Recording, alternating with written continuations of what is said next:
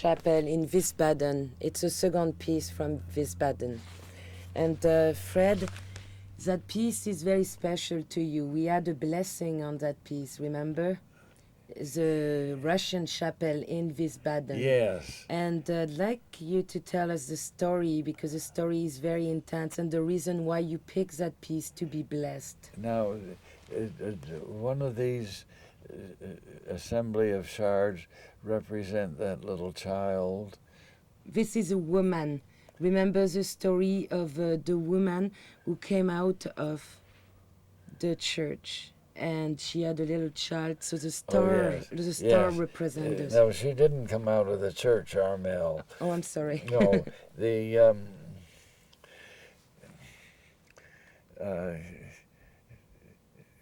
Armel, you assembled this shard to represent the Russian chapel in Wiesbaden, Germany. The chapel, like the English church, was the gift of the government of Hesse, which is the province in which Wiesbaden is located. An early Duke of Hesse married a noble Russian woman. She was connected with the Romanov family. He loved her very deeply. She grieved because of her absence from her own native land of Russia. So the Duke built this chapel and dedicated it to the Russian Orthodox Church to make her happy. Now, in the attack that was made on Wiesbaden, an attack which was made from the air by British bombers on the evening of the 1st and 2nd of February 1945, in 20 minutes' time, 1/3 of the town of Wiesbaden disappeared. The bombing was so heavy, and one of the bombs fell near the Russian chapel, and I secured these little shards of glass. One associates the figure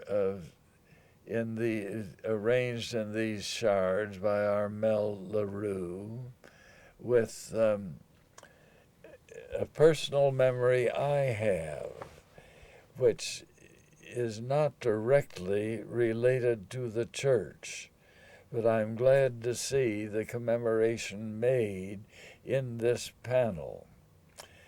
When we took over Wiesbaden, of course, we Americans were the conquerors. We were the victors. And I was given a very fine office in a department store down in the center of the city.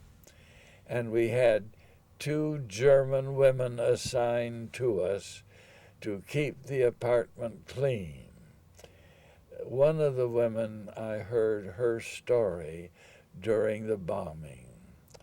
She was a young mother, and when the bombing began, she was running towards the shelter, and she had her little baby in her arms.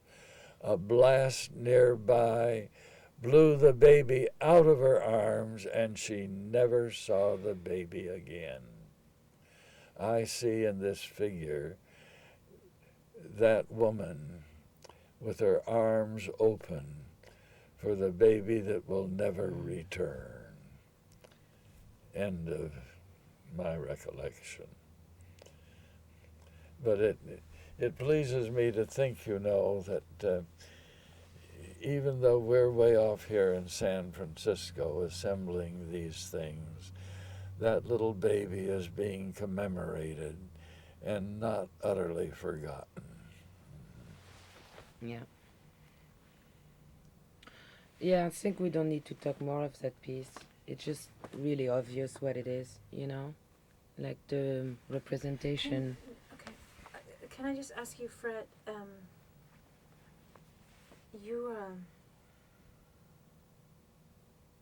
you were witnessing all of this, and while you were there, No, I was not there when the bombing took place. but you were witnessing all of this destruction. Oh, yes, yes. And so, can you talk about that just in general? Like you're looking at all of these churches and temples, and what was going through your head? Well, Wiesbaden, of course, was not as heavily bombed as was Cologne. And so there were areas that were left comparatively undisturbed. The American soldiers moved into houses in the part of Berlin, of Wiesbaden, that had not been damaged at all.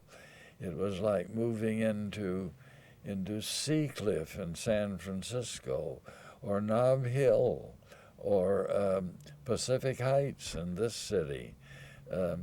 Choice parts of a prosperous city, where as in Cologne, there was nothing like that left.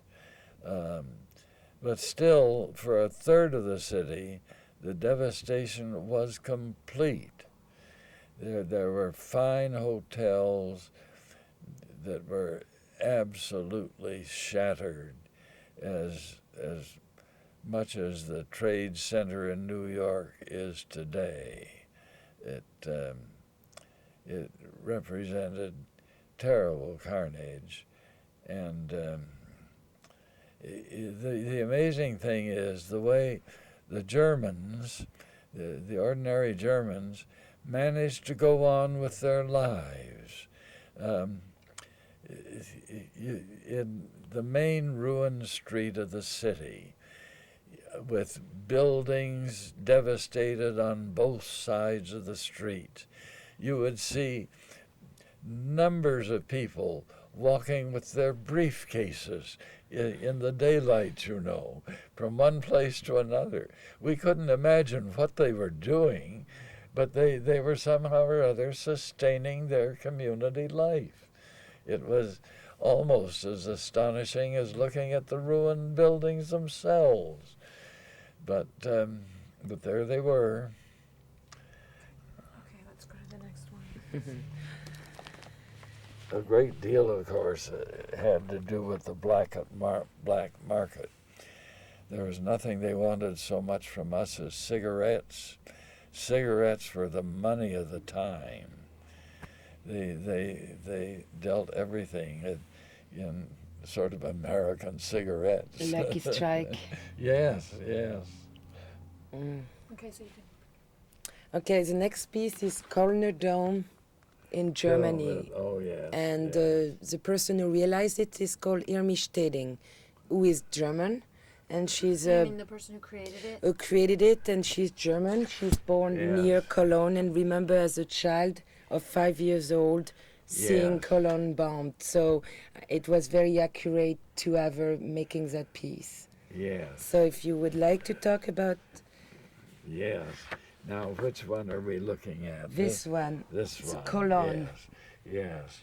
And this is the same thing, but we're going to have two of Cologne, are we? Cologne, there is two, but for now we just made the Kölner Dome. Yes. Yes. Yes, fine. Yes. I went into Cologne on the 7th of March, 1945. It was the first day after Cologne was occupied by our troops. The most famous thing about Cologne was the great Gothic cathedral there, which was supposed to be a shrine to the three wise men in the story of Jesus' birth. The cathedral was still standing. I like to speak of it as a baked cathedral, because the fires around the cathedral had been terrible, and so the cathedral was singed, and the roof had fallen, had been shattered, and debris from the roof had covered the ground floor. I drove in with my driver, and we parked my Jeep and went into the cathedral. Of course, there were no Germans inside the cathedral, but there were two other persons. And as I walked around on the floor, I saw bits of glass, and I picked them up. And I said to the driver, I don't think anyone would call this looting, picking up just these few broken pieces of glass. And I put them away in my pocket. And a curious thing, 2 days later, I got a letter with a clipping from the Miami Herald.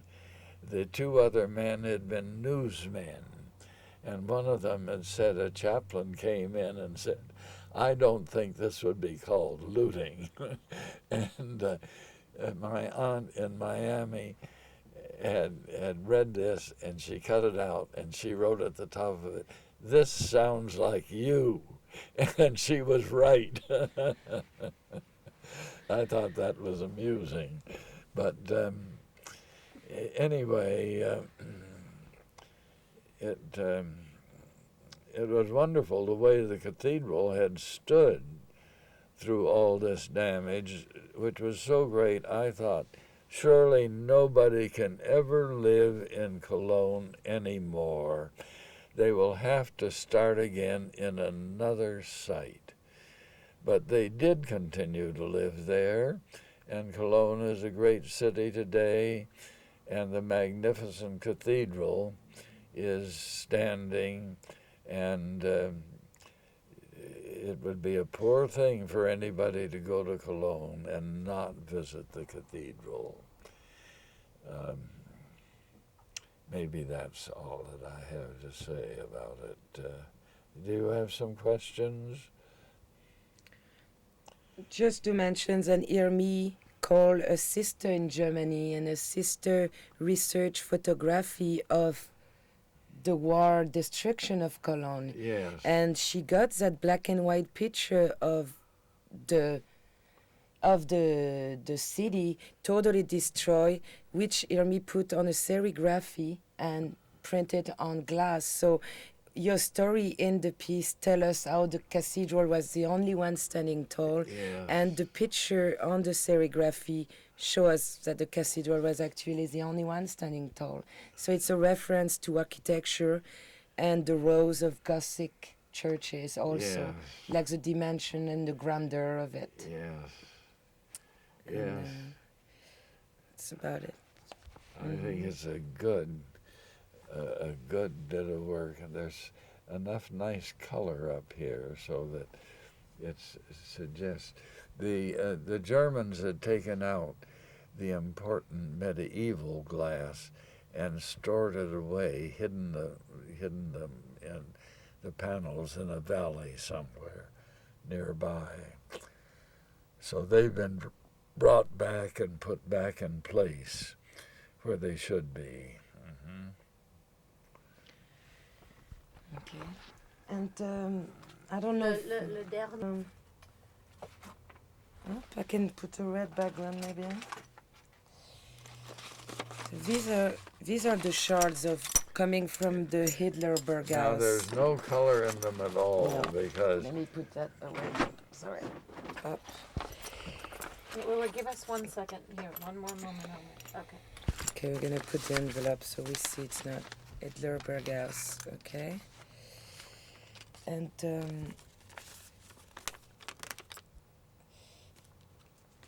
you want to read the story, Fred, or you want to talk about the Let's story see. of Here, Hitler? here's your glasses. Thank Senor.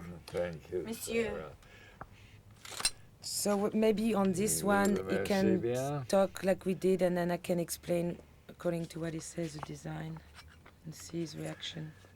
Okay, can you say On the what it is first? 26th of May, 1945, I passed through the dead city of Munich to reach the idyllic beauty of the Bavarian site of Adolf Hitler's mountain villa called the Berghaus in the town of Berchtesgaden.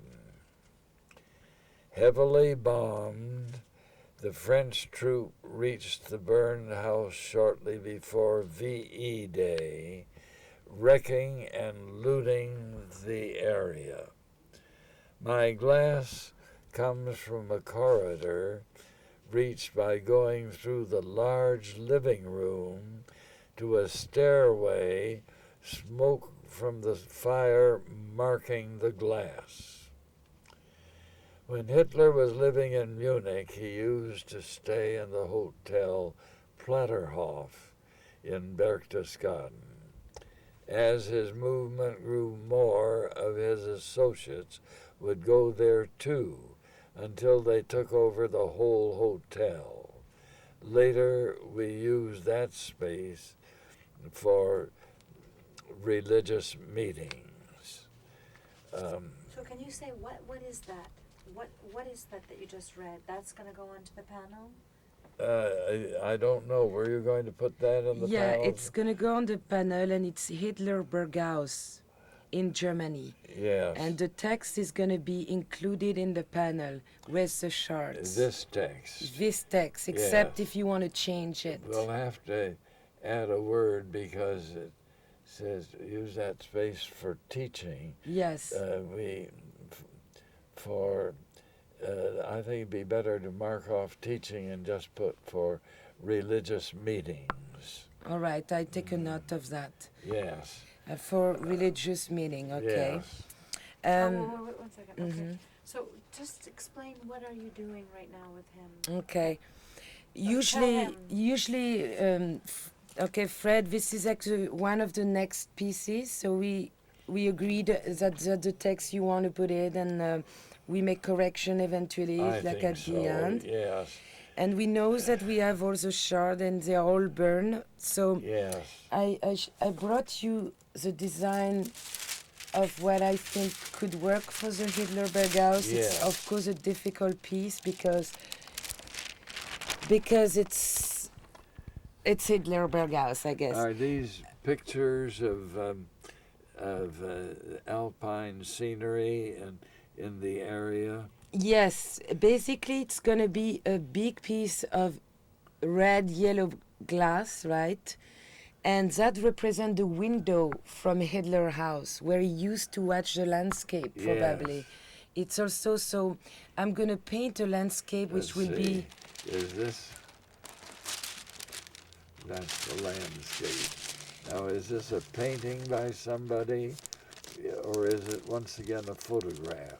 it's gonna be hand painted. Well, of course, on the sketch, it's not done as it's gonna be. It's gonna be way more intricate, and it's gonna be like before war, 1930s landscape, German style of landscape. Yes. So in the idea, Hitler used to live in that house, and he looked to watch through the window, and probably was seeing a very nice alpine landscape like you suggested. Oh, it's a marvelous. I'm so familiar with it.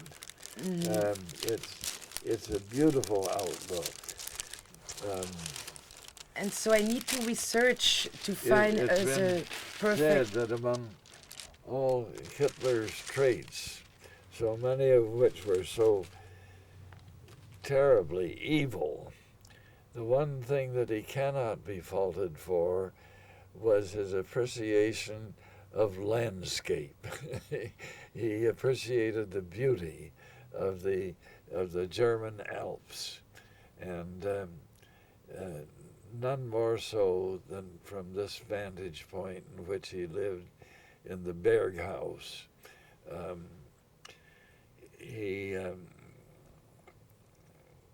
The Platterhof was originally a small inn, but when he was living in Munich and getting his movement started, the people who were passionately devoted to his cause would all go up to the Platterhof, this this inn and stay and do their plotting.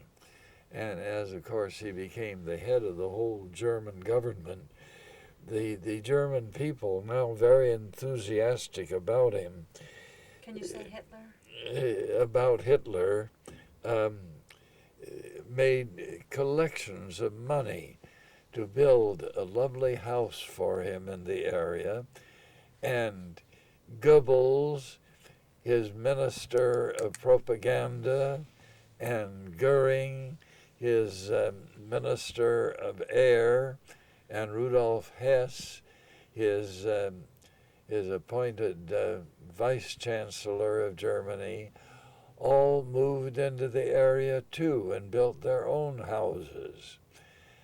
At the end of the war, when the whole German effort had gone kaput, the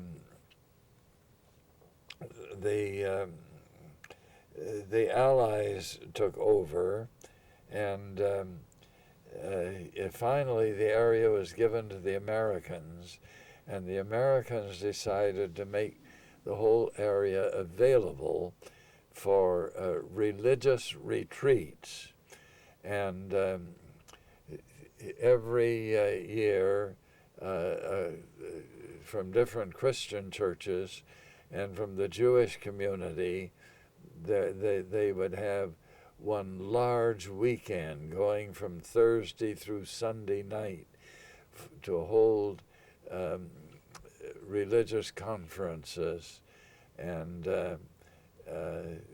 so that was a very different use than to which these buildings had been put before World War II. Hitler himself is such a mountainous question. There's a very good book recently written, Hitler and History. No matter how terrible he was and the terrible things that he did, he has to be taken account of, because he certainly was a large part of the disaster that fell upon Europe from 1940 until 1945. He's still. How did you feel about Hitler? Well, if you ask me that question, it takes me a little while to answer. I was first in Germany in 1933, and I was there just a few weeks after he had become the ruler of all Germany. Not knowing much about it, but having known before about how depressed the German people were, I thought he was doing a fine job. Nobody knew then about his deep hatred for the Jews and his evil plans for them. Can you just say Hitler instead of him? Or Yeah. Nobody knew then about Hitler's deep hatred for the Jews, nor the evil plans he had for their elimination as a people. But one saw these young men in brown shirts marching through the cities, speaking of an awakened Germany that was ready to live again after the punishments of World War I. And so my initial feeling about Hitler was very favorable, which was true of many people at that time. Then later on in the ministry, I began to meet people who had fled from Germany, and I changed my mind very entirely. And before we were in the war, I was urging our sharing with Britain in the struggle against Hitlerism. And so I went into the Berghaus with the good feeling we'd gotten rid of this guy. And I hope we have.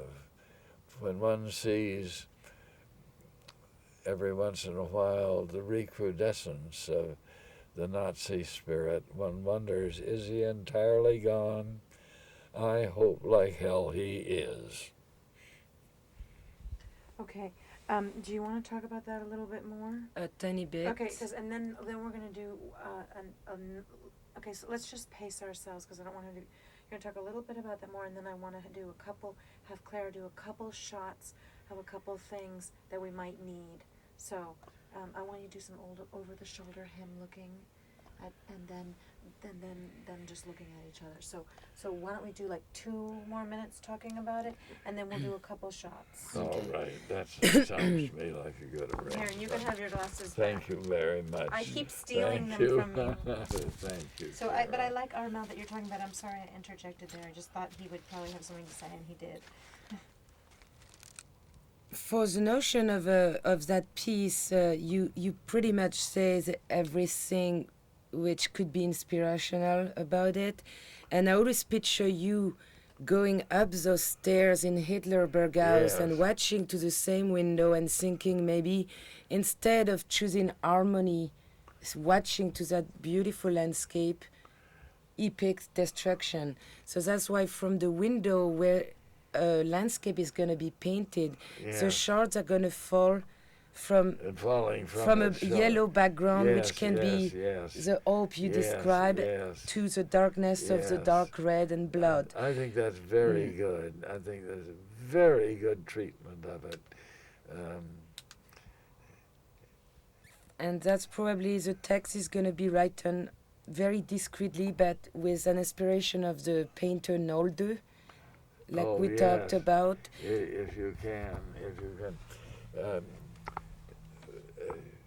Yes, I'm so distressed that I cannot find that little booklet I had on Carl Nolde. I do have a couple of his paintings, pictures of his paintings, but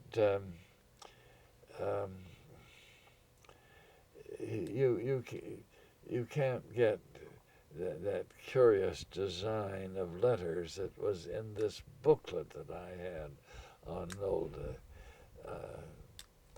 You don't have it by any chance. No, but I'm going to research it, so I make sure that when Yes. we come up with the writing, it's going to be inspired Yes. by Nolde painting, Yes. which I'm not familiar Well, with, but they were, in a sense, sort of tortured letters. and that's probably what we need to use for that piece. Yes. So that's why I left Although- room for. There's a lot to be said for the simplicity of the panel that you have there now. It's true too. I'm a little struggling about the Yeah. painting of the text because we don't want it to obscure, so it may just be an addition to the piece and not Yes. written on That's the right, piece. What do you yes. think? Addition to it. We can make that decision now. Yeah, That mean, no, wait until things are farther along, Armel. all right. Then- When the then- panel is done, we Then can decide. do what you think is best, because you've got good ideas. All right. So this will take a while to be done, but Will it's it? going to be a big piece. Let's not make it too long. No, Yes. I'm working on it. I'd like to be around when it's finished up. You will. You will. Okay, so you're done. So just stay Yes. right where, and you were looking at him. So it's like Did you that kind ever of- have any military service of any kind, Armel? Did they have it in France for young women? No, No. you can choose to do it, but I see. I will have to want to do it. Yes, Uh, yes. This year it's the end of the fourth military service. I mean, every guy was obliged to do 12 months. Okay, so for Indeed, this, yeah. Armel, don't talk. Just nod as if Oh, you're listening. okay. And so just I don't know. Just Fred, tell her something, and just respond like you would normally, because we're gonna get your face looking at him, and so. Now is the time, Armel, for all good men to come to the need of their party.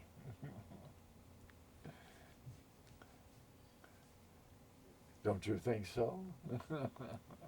Yeah. Good, good.